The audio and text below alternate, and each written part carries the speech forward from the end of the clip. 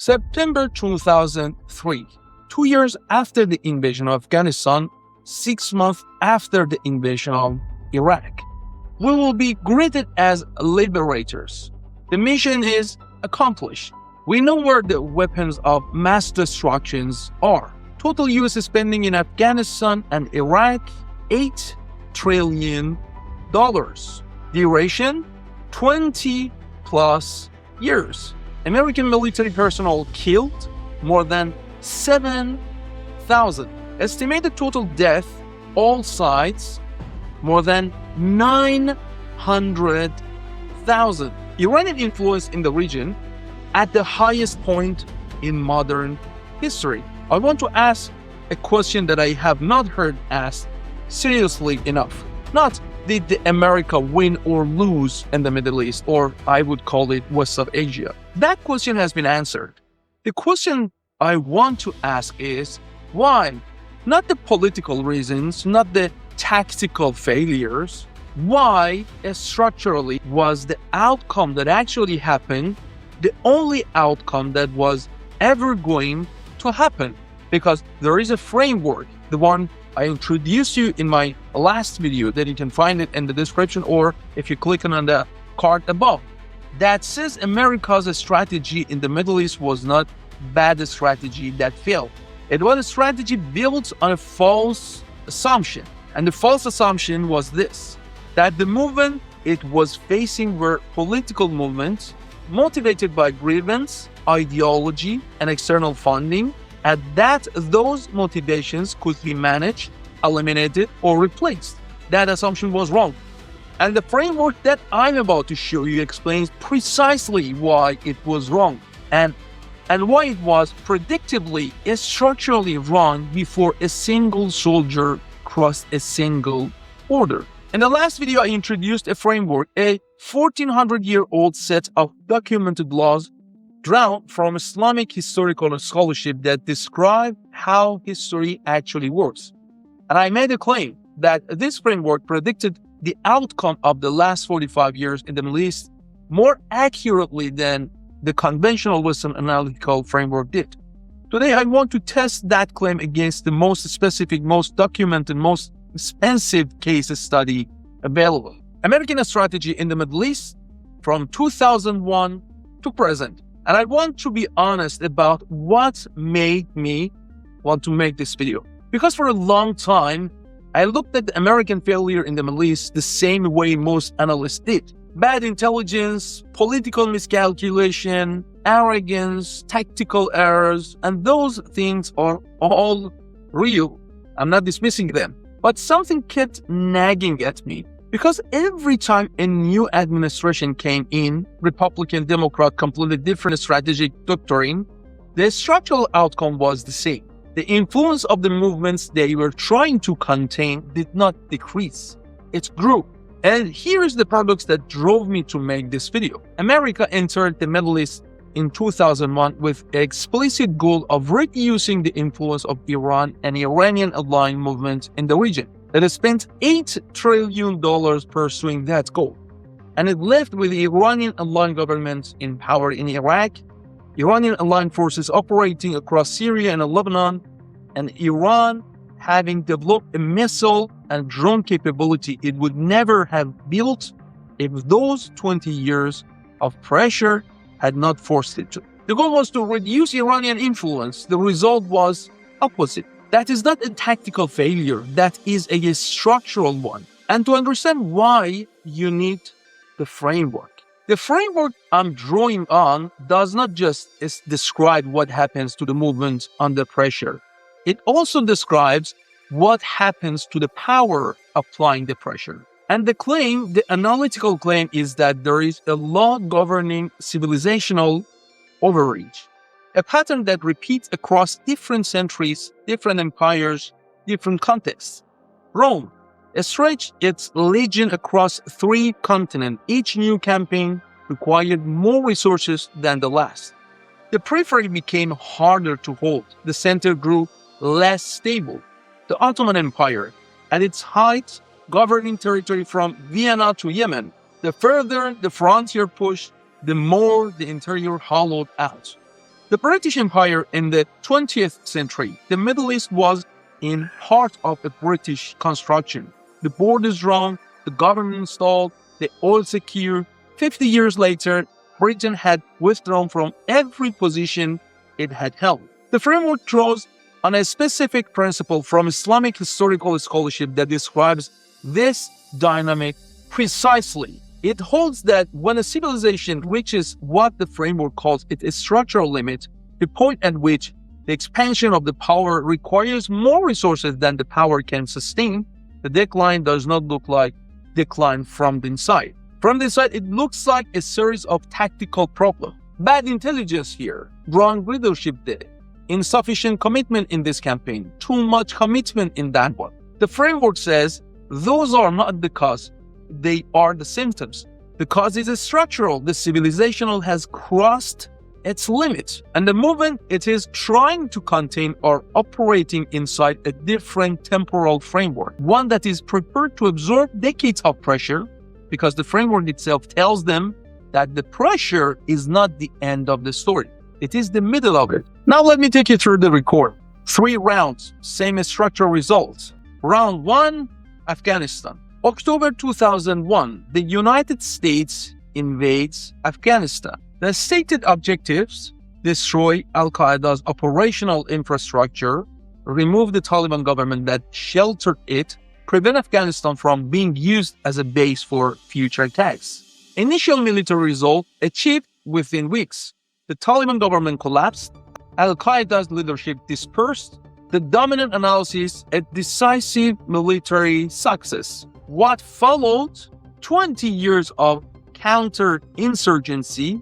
At its peak, 100,000 US and allied troops in country. Total cost by US government estimates $2 trillion in direct military spending, an additional $2 trillion in veterans care, and interest on war debt. August 2021, US withdrawal. The Taliban, the same organization removed in 2001, retook Kabul in 11 days. The framework's analysis: this was not a 20-year failure. It was a predictable outcome of a movement absorbing pressure, losing the ground temporarily, consolidating, advancing, while the opposing power's capacity for sustained commitment was governed by electoral cycle, public opinion, and treasury limits. 2 completely different temporal frameworks. Round 2, Iraq. March 2003. The United States invade Iraq. The stated objective included the elimination of weapons of mass destruction, the removal of a government hostile to American interests, and stated explicitly by senior official, the reduction of Iranian influence in Arab world. Weapons of mass destruction found 0, as you might guess. The military campaign itself completed in 3 weeks. Baghdad fell on April 9, 2003. The dominant analysis: decisive military victory. What followed? 8 years of occupation, insurgency, and sectarian conflict. Total direct military cost $765 billion by Department of Defense figures, with additional costs estimated $2.1 trillion in total. US goal: reduce Iranian influence in Iraq. Actual result: Iranian aligned parties won every major Iraqi election after 2005. The Iranian aligned armed group today operate openly across Iraq. But here's what the conventional analysis misses. The invasion did not create Iranian influence in Iraq. It removed the one government in the region that had spent 8 years at war with Iran and had served as a counterweight to Iranian expansion. The United States spent $2 trillion and 20 years removing the one regional actor that had done more damage to Iranian strategic interests than any American campaign ever had. The framework's term for this dynamic is not irony. It is the law of inversion, the pattern in which pressure applied without understanding the structural reality produces the opposite of the intended result. Round 3, sanctions and what they built. Parallel to the military campaign, the United States pursued a sanctions strategy against Iran that escalated over 4 decades. The 2012 exclusion of Iran from SWIFT international banking system was described by U.S. Treasury officials as the most powerful economic weapon ever deployed against any sovereign state. Predicted outcome? Economic collapse, popular pressure on government, political capitulation.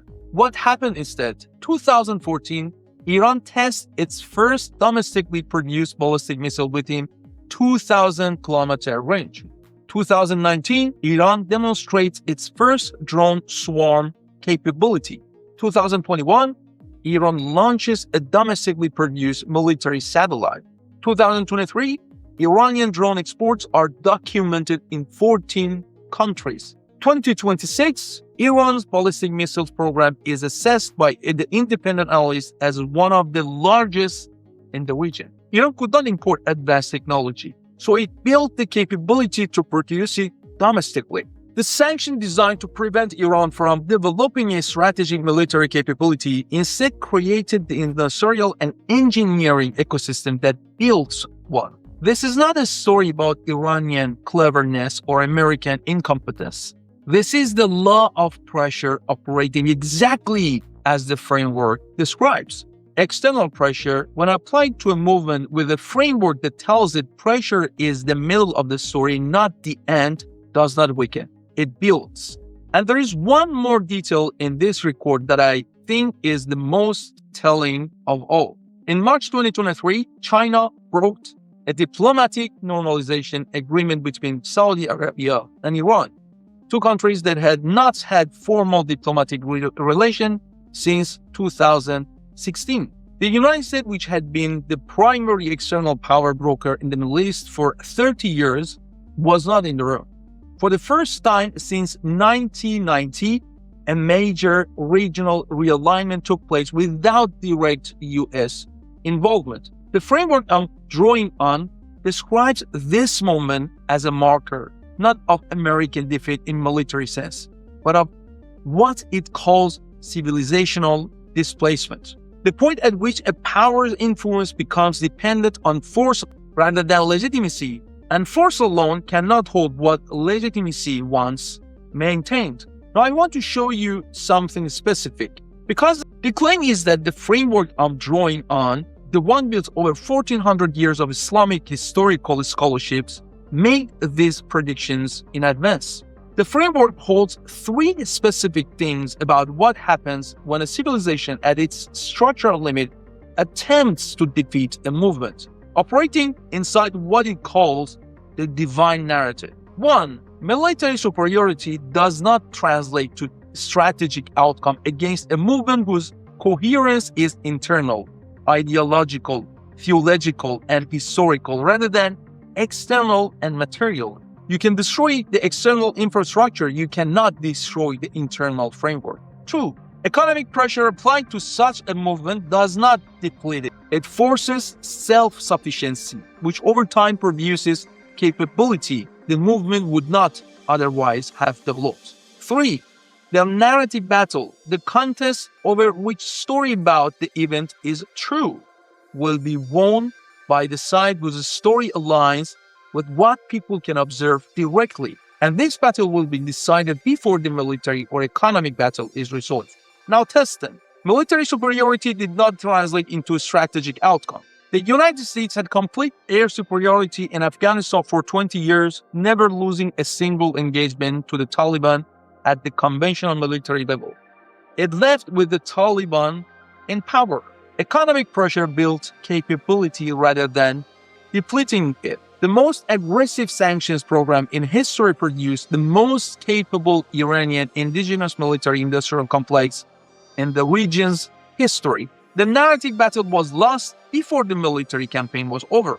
By 2024, while American military assets were still deployed across the region, Khaldun found American global favorability among populations in the Middle East and the North Africa at its lowest record level. 3 predictions made by a framework built over 1400 years. three outcomes confirmed by the documented historical record. That is what it looks like when a framework accurately describes a structural reality. Now I want to come back to the assumption I mentioned at the beginning. The one that the framework says was structurally false before a single decision was made. The assumption that the movements America was facing in the Middle East were political movements motivated by grievance, ideology, and external funding whose motivation could be managed, eliminated, or replaced. The framework's counterclaim is precise. These movements are not primarily political movements. They are movements operating inside a complete interpretive framework, documented, systematic, internally consistent, that holds that history has a direction, that the specific events of our time are part of a pattern that has been unfolding for 1400 years, that every period of pressure corresponds to a stage in the pattern, that every apparent defeat contains within the framework the prediction of what comes next. And here is the strategic implication of that difference. If a movement is primarily political, motivated by grievance and external support, then the correct strategy is to address the grievance and cut the external support. But if a movement is operating inside the framework that tells its participant that the pressure is the middle of the story, and that the historical pattern they are living through has repeated before and resolved in a specific direction, then the pressure does not produce capitulation. It produces confirmation.